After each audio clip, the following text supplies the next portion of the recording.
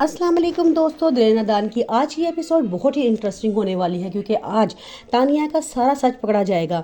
जब उसके मुलाजमीन जाके खुद ही जाविया के पापा को सारी सच्चाई बता देंगे कि बच्चे को किस तरह अगवा किया गया था या कौन लेके गया था या खुद ही तानिया ने उसके घर वालों को उसके हवाले कर दिया था।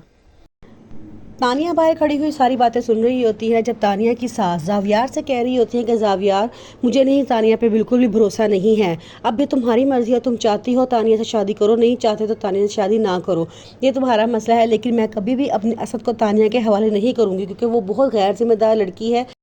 हम उसके हवाले असद को करके गए थे लेकिन वो असद का ख्याल नहीं रख सकी और वो लोग आके आराम से उसकी गोद से असद को छीन कर ले गए और वो तमाशा देखती रही है।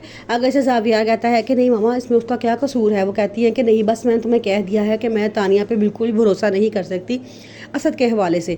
तुम उससे शादी करना चाहते हो करो, नहीं करना चाहते तो तुम्हारी मर्जी है। ये साथ तानिया सारा कुछ सुन रही होती है, उससे बड़ा गुस्सा आता है। वो अंदर कमरे में आती है, चीखना चिंघाड़ना शुरू कर देती है। वो कहती है कि आप लोग किस तरह की बातें मेरे खिलाफ सोचना शुरू हो गए हैं, आप लोग तो मुझ पर इतना ट्रस्ट करते थे, इतना एतमाद कर रहे थे, आप लोग को हो क्या गया है।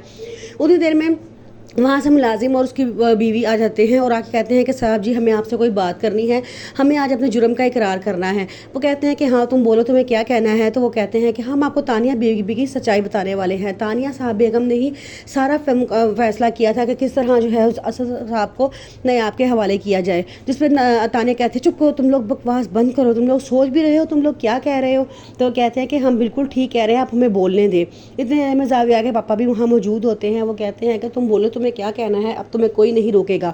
वो तानिया को डांट के चुप कराए थे कि तानिया अब तुम नहीं बोलोगी बीच में, इनको कहने दो ये क्या कहना चाहते हैं। तो वो सारे बात बता देती है कि सारा प्लान तानिया का बनाया हुआ था।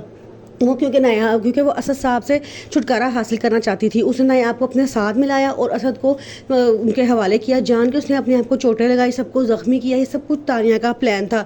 अब तानिया के चेहरे से निकाब उठ जाता है। जाविया को तानिया से नफरत हो जाती है। वो कहता है मैं कभी भी तानिया से शादी नहीं करूँगा। तानिया को जब सारा गुस्सा आता है तो वो सारी सच्चाई वो भी बताना शुरू कर देती है, किस तरह उसके माँ बाप ने नायाब पे जुल्म किया और नायाब को बुरा भला बनाया जाविया की नज़रों में, और ताकि वो असद को जाविया को नायाब से दूर कर सके। जब असद सबकी सच्चाई सुनता है, असद की आंखों में आंसू आ जाते हैं। वो घर छोड़ कर चला जाता है और नायाब के पास जाता है। वो नायाब से माफ़ी मांगता है और कहता है कि तुम मुझे माफ़ कर दो, लेकिन नायाब उसे माफ़ करने के लिए तैयार नहीं होती क्योंकि वो अपनी ज़िंदगी में सेटल हो चुकी होती है। वो बहुत अच्छा बिजनेस कर रही होती है, उसके पास अपना घर होता है, वो अपने बच्चे को अच्छे तरीके से पाल सकती है।